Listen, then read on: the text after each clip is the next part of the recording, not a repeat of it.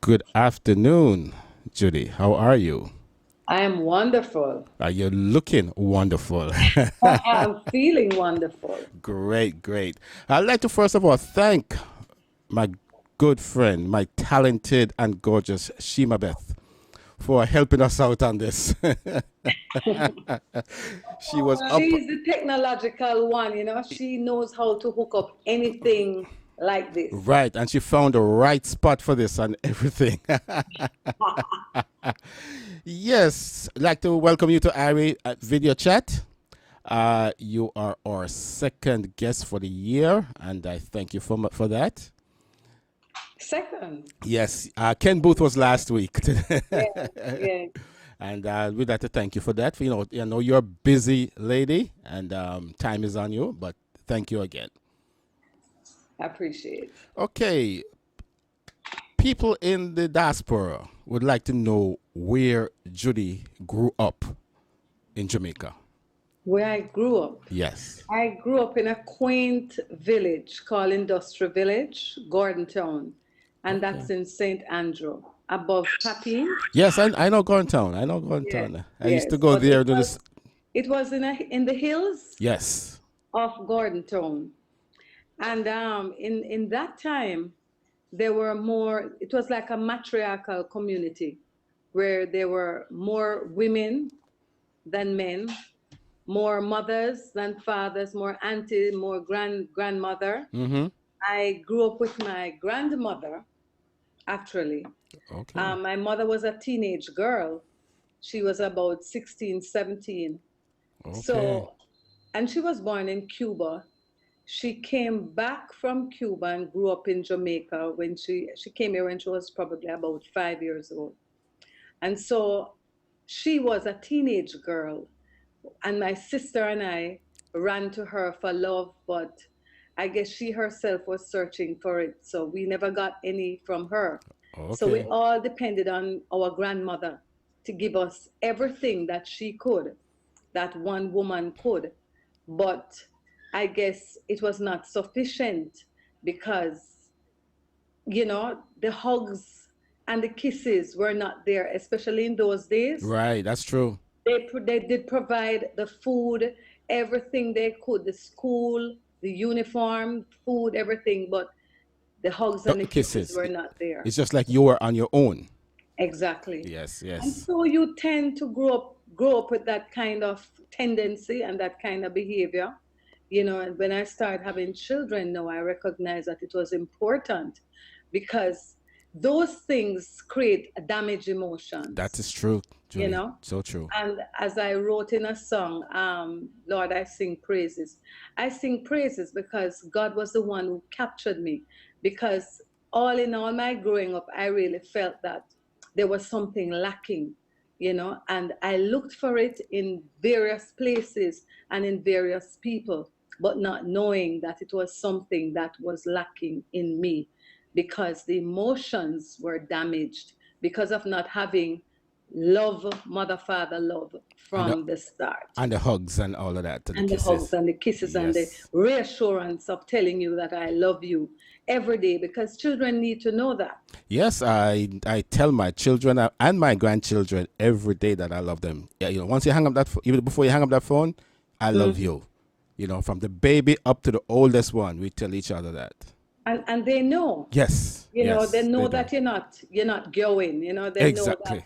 you're being truthful because they feel it. Love is Right. something that you can experience, you can feel. Also true. Yeah, yeah. Well, it's also good. Gordon Town is a place I used to go in the summertime because I had some friends living up there, and we used to climb those hills. Because Miss Lou used to live up that way also. Exactly, exactly. Well, I was before you get to Gordon Town. Okay. I was in the village. The Okay. village is before you get to the square where the Right. police station is. Right. Right. I remember the And square. yeah, yeah. Okay. Boy, I'm telling you, small world. Well, Very yeah, we'd like small. to know, how did you get started in singing? And started, singing. Okay. I really, really knew that I was born to be a singer because I remember when I was a little girl, I dreamt that I was in this big I was in a huge place, and I sang, and the audience got up and gave me a standing ovation. Wow. And I told my grandmother, and she said, well, maybe you're going to be a singer or a dancer or something, where you are going to be in a place where people are going to applaud you. Okay. And I remember as a child singing to the trees. They were Okay. my audience and my background singers. Oh, okay. How old were you then? I could have been about Okay. 6, 7. Wow. But when they didn't sing, I would beat every leaf off of the trees. Okay, Judy. So it started like that. And I came to Kingston, and I realized that singing was in my bones, and I wanted to get an inroad into singing, but it was very, very difficult for me. And I really thought that getting into a nightclub, because in those days, Jamaica had a lot of nightclubs, and these nightclubs had live music. Right. All of them had live music. I figured that my inroad would be getting into a nightclub, singing each night in a nightclub. Anyone I wanted to go in, I could. Whereas you find a lot of people started in the studio, the Okay. recording Right. studio. Right. Well, I started in the nightclub singing with a group called the Gaelettes, because that's how I got my claim. Oh, Silent with River? Silent River. Hold runs. on 1 second, Judy. Hold on 1 second.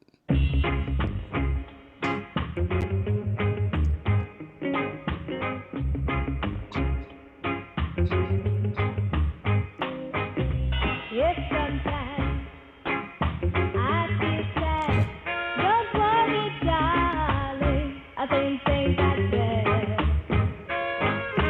You might think I don't love you, boy. But listen to me, boy. Listen to me, boy. When I play at the Silent River, Yes, Judy. I remember that was one of my favorite songs. Yes, yes. Yes, that was the Gaelics. That was the Gaelettes in Okay. 1967. 67, yes. 67. How did that song do for you? It was a hit, because it was on the federal label. Right. And in those days, whenever you go to the recording studio, they would mix the song the same night and edit it and then take it to the radio station. So you leave the studio the next morning, you can expect to hear it on the radio station. Yeah, but it was really in the jukebox first, right? Usually, right? No, No? the radio station. The radio station. Radio Okay. stations would play it first. And then we had our two main station was JBC and RJR. So, you get tuned, you get very close to the radio the next day. Yeah, Because the song is going to be played on the radio. Right. And in those days, we weren't looking for money. We weren't looking for money from it, because that was where we got our joy. Right. Our joy was to hear the music on the radio and to know that people is appreciative of your work and what you're doing. Money was the last thing for us, but things has changed drastically today. Oh yes, definitely. That has to come first. Right. You have a talent. You have to get paid for your talent. God gave you that Right. talent. You utilize it. We knew all of that, but I did not know, because I remember even we did a song for Linford Anderson. I don't know if you remember Andy Linford Anderson. Yes, from RJR. yes, I remember. Linford. Right. And we did a song for him. And when he gave us money, we were so surprised. Okay. It shocked you, eh? It was shocking, because as I said, the integrity of the music and knowing that you have done something excellent and you feel proud of yourself, that was the most important part of Right. it to us. Okay. And then how did you get to meet Bob? As you've been on tour to all over the world with Bob. How did you get to meet him? Okay. I remember we were doing a concert at the Ward Theatre, and I was at a rehearsal that day for the concert, the night. And I was singing a song called Suspicious Mind by Elvis Presley. Yes. And I heard somebody doing an octave or about 2 octaves up, and it was so high. And when I looked behind me, I saw that it was Bob Marley. I was meeting him for the first time. But he was somebody that I always admire and I always wanted to meet him. And I remember saying to him, Bob, write me some song now, man. Give me some songs now. And he said to me, we have a whole heap of song down at Trenchtown, man. Just come down there, you can get all the song them what you want. And I remember going Trenchtown religiously every evening. And Bob is a regimented person, you know, and he had us written myself doing one song, Down in the Valley. That is on my Black Woman album. Okay. But that song, we never had a studio recording date, but it was just a rehearsal every evening. And I mean, when Rita finished working and taking care of the children, we'd go around the back for rehearsal with Bob. And years after, I was able to do that song on the Black Woman album. Because while we were rehearsing religiously, it was not for anything, but Bob is just that kind of person. Right, right. Yeah. Wow. So how many, where have you been in the world, traveling? I know you've been to a lot of countries. Where I've not been. Oh, okay. That's the question. Okay. Yes. I mean, we've been, so many places, Europe, Japan, Nigeria. We have been to Australia, New Zealand. We have been, you name it. We have been to Gabon in Africa. We did not go to, we didn't get a chance to go to Ghana and Nigeria and those places. But I remember the king of Gabon invited Bob to perform in Gabon, and that's I think, no, Zimbabwe. Okay. Gabon and Zimbabwe was the 2 African countries that we worked, and it was tremendous. It was a tremendous success. Okay, boy, it must have been a great experience there with Bob. Especially in Zimbabwe. And I've told so many people of this, that while we were there in Zimbabwe, I thought I would not have been able to come back to Jamaica. I would have been dead there. Yeah, really? Yes. The Queen had her battalion of soldiers, and Prince Charles was there, and all the different dignitaries from other countries were present. And while we were on stage singing, belly full but we're hungry, there was a sensation, an awful sensation happening, and we were wondering, what could this be? And when Marcy and I looked, we saw children just fall into the ground, and we didn't know what it was. And then we decided to run off the stage. The musicians, the I3s, we ran off and left Bob on stage. Wow, him alone. When he's singing, he's in his element. Right, so right. His eyes are closed, so he didn't know what was taking place. So when we got off and we ran into a truck, finally when he looked to the right and the left and he never saw anyone, he ran off the stage. But we wanted to escape. We wanted to get out of the stadium because we said, this is a war breaking out, and we didn't want to be a part of it. Right. And we found a brother called Joe Stablisky, and Joe took us to the house where we were staying. And then we watched the Union Jack took down the South African flag and put up the Zimbabwean flag. And that was their independence, that right there was a symbol of their independence, taking down the Union Jack. And when Marcy and I decided that, you know what, we should go back. And when we decided to go back and we got back to the stadium, Bob and the Wailers had just come off stage. And he looked at us and said, now I know who are the true revolutionaries.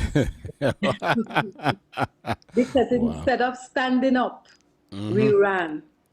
But I must say that I admire Bob for his courage, because he was the type of person that would die for what he believed in. Right, exactly. And if he had to die right there, the message that he went to deliver he's not gonna run away and not deliver that message.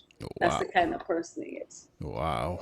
Must have been a great, great experience there, man. I'm telling you. Wonderful. You should write a book on all of this, Judy. You are about the 10th person. Pen it. You have to pen it. Definitely, definitely. Your children are there. How many children you have? I have 5 beautiful children. Okay. I know 3. You know, 3. Yeah. You know, And Debbie, Debbie, Shima, yes, and Janai. and Janai. Yeah. Okay, everybody knows Janai. You know something? I remember one day I went to a concert in the park, and this guy was standing next to me, and he said, "Is your name Dreamy?" I said, "Yes." Tall, tall guy. He said, "Much respect." And I said, "Yeah, man, not a problem." He said, "Boy, I remember when I was a youth, I used to come to your studio in Jamaica, and you used to show us take us to the dark room, he and Debbie, into the dark room, and show them how the pictures were developed." And him said, "Boy, him have much respect for that." Yet I haven't seen John in over 10 years before that, so I didn't recognize him. Yes, yes. They used to come down there when I came back to Jamaica in '83, and they used to come down there and just watch me develop pictures and things like that, and I showed them a look at, things and in there. And then he was very, very appreciative of it after Yes. all these years. I said, "Boy," I said, Judy taught you right. She bring you up right." They do have high regards for you. Yeah. All of them. I'm All telling of them. When you Shima, talk about you- Dreamy, it's a lot of respect. and Shima now. Shima, I remember she was at the Reggae Soca Music Award, and Marcia was gonna perform. And she said, "Sister Master, what he said? Shoop, shoop, shoop, shoop, cluck, cluck, cluck." Oh, that's a Bob Marley song. Yes, because Marcia was gonna sing that, so she Yes. was kind of getting to Marcia. "How do you say it again? How do you sing it again?" and when you watch her on stage, it's amazing, man. It's really amazing. Yes, and what I admire with her, she's an excellent songwriter. Okay, Excellent writer. I told her I need to do a chat with her too. I think you should. I think Yes, you should. yes, She's a we good will. singer, a ranger, a good singer, not because she's my daughter, but she has all those qualities and more. I can say that she has your qualities and more, and her father's qualities. Many, yeah, much, much more. All right. So, what is the future now for Judy? What are your plans? 2013 is here. Hmm. What are we gonna do? I want to walk through the studio doors because I have songs that I have written and I'm ready for the studio. I'm ready to do another album. Okay. I have done so far 3 gospel albums, a compilation with Papa San, Carlene Davis, Chevelle Franklin, Lieutenant Stitchie, Junior Tucker. Wow. Good. When we all got saved at the same time, we wanted to document that. Okay. Good. Soldiers for Jesus Christ is a documentation of what God did for us in 1994, 95. And then I did a CD called Something Old, Something New, which was some of the old songs from my previous albums, like from the Black Woman album. Okay. Yes. Many are called, especially that is one of my signature songs. You're right. Yes, that is on Something Old, Something New. And I also did some new gospel songs on that album. I know you should know that album, Dreamy. Yeah, I do. And so some of our DJs know that. Another one called Love. Okay. Love.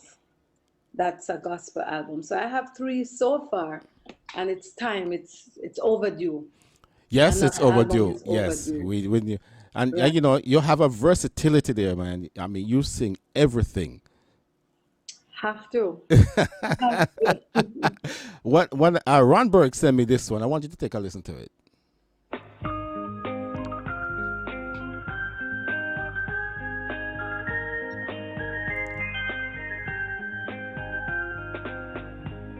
I tell myself, what's done is done. I tell myself, don't be a fool. Play the field, have a lot of fun. Seize the Wow, I'm It telling you, must be him. it must be him. Yes, yes. I did those songs for Federal Recording Studios, and that is the Couries. It was Mr. Ken Ken Coury, Corey, right? Richard Coury, and his wife. Um, I remember when I just started recording with them, they gave me a book to sign. Okay. And I'm saying, what do I do with this? Because I didn't know anything about having legal, R- having legal instructions. Bindings, right? Okay. Yeah. And so when they gave me this big book and they started to tell me that, you know what, we're going to send you to do voice training, stage ethics, and all of those things that I knew I needed to make me a rounded and a Right. better individual, Uh-huh. inside of my career. And I went ahead and I signed it. What I did not do, I didn't have anybody, I didn't have a manager at the time. And so I went ahead and I signed it at 16. And then I realized that the contract was renewing itself every 3 years. Without you even signing anything. Yeah. Exactly. Okay. So I could not get myself out of it.